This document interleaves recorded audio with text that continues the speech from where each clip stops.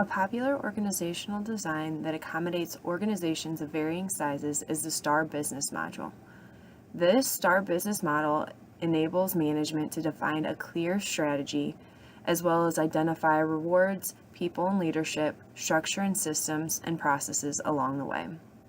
Without a strong understanding of the future of a company expressed in the form of a strategy, daily operations and decisions may not be conducive to the desired organizational growth, and operations may suffer as a result. This framework has a series of design policies that are controllable by management and can influence employees' behaviors. If these concepts are not considered in the creation of the business plan, what do you think could go wrong? If the structure of an organization is not properly established, then there is no identified authoritative power. With a lack of governance, there's no final say.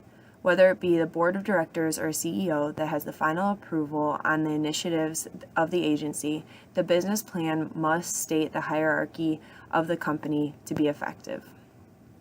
Next, how information is captured and transferred through the agency is key. In my current agency, specific systems and processes have been identified for every business aspect, from how to clock in and out in the morning to which SQL environments need to be established to meet our IT's current and future needs based on the business. Both people and leadership, along with rewards, need to be thought about when it comes to the employees and their retention. If employees feel underutilized, they tend to lose interest and investment in the company. By honing in on specific skill sets of those employees and motivating them to have agency buy-in, less money ultimately will need to be spent on recruiting purposes.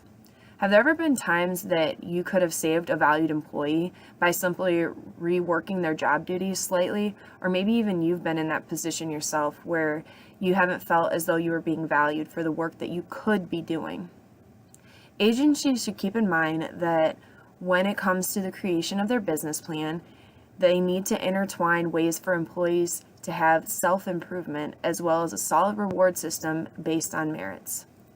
Finally, and most importantly, the strategic plan of the agency.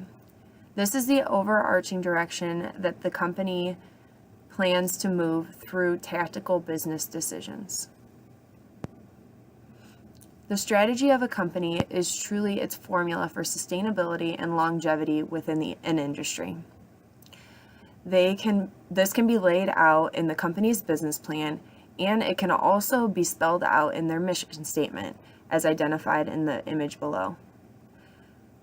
This image shows the high-level parts of a strong strategy of having goals with desired outcomes that result in the strategies with measurable targets, and then a way to evaluate all of this with their final results. It truly is that simple. Thinking strategically is often an under-recognized mindset. When it comes to all of the business decisions, the overarching strategy must be kept in the forefront as a driving factor, and the business plan should honestly be utilized as almost a golden rule and as what constitutes as a strategic decision for the agency. The following video is a quick breakdown of what this concept, strategic planning, truly means. Hi, my name is Erica Olson with M3 Planning. Today's topic is about what is strategic planning really? You know, strategic planning means different things to different people, and we have found that if we're not really clear about what we mean by strategic planning for an organization up front before we get started, we tend to have some problems getting people engaged in the middle of the process, or there's just roadblocks or people's resistance gets in the way. So here are the different types of things we mean when we talk about strategic planning, and there are different outcomes most of the time that leaders are seeking when they're engaging in a strategic planning process. These build, so let's talk about them sequentially, and then you can think as we're moving through what you're really looking for in your strategic planning process. So at the very base level, a strategic planning process is an articulated plan. People want an articulated plan for their organization. So what do I mean by that? That means we have a mission, we have a vision, we have goals, objectives, etc. An articulated plan. Sometimes we want to add on to that plan is actually strategic.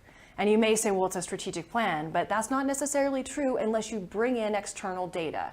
If you don't bring in external market data, such as what your customers think, what your competitors are doing, what's happening in your environment, in your industry, you're not going to have a strategic plan. You're just going to have a plan.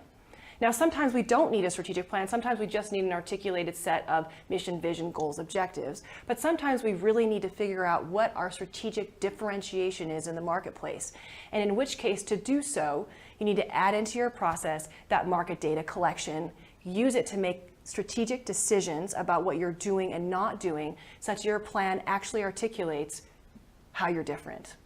Okay, so a plan that's strategic that also drives organizational engagement. How do we drive organizational engagement? We cascade goals. And cascaded goals mean that everybody in the organization knows what their piece of the strategy and the plan are. That drives organizational engagement.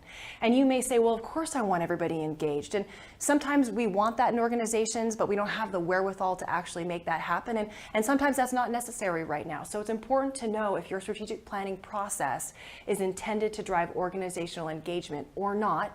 And if it is, you need to make sure that your plan goes all the way down to the individual level so everybody knows their piece of the future. So sometimes we add on to that the want to actually drive organizational transformation using a strategic planning process. And how do we do that? We have an articulated plan that's strategic, that's cascaded through the whole organization, that we talk about on a regular basis and we make changes to as we move along the way, and we help shift behaviors and we help drive choice. And we do that by visibly talking about it in specific meetings. I'm calling them quarterly business reviews. You may call them something else. But the point is, we're using this information to drive decision making and drive behavior, and we're talking about it and we're being visible about it. So as you're thinking about your strategic planning process, think about what's important to your organization right now and get everybody on the same page about what the real outcome of your process is intended to be.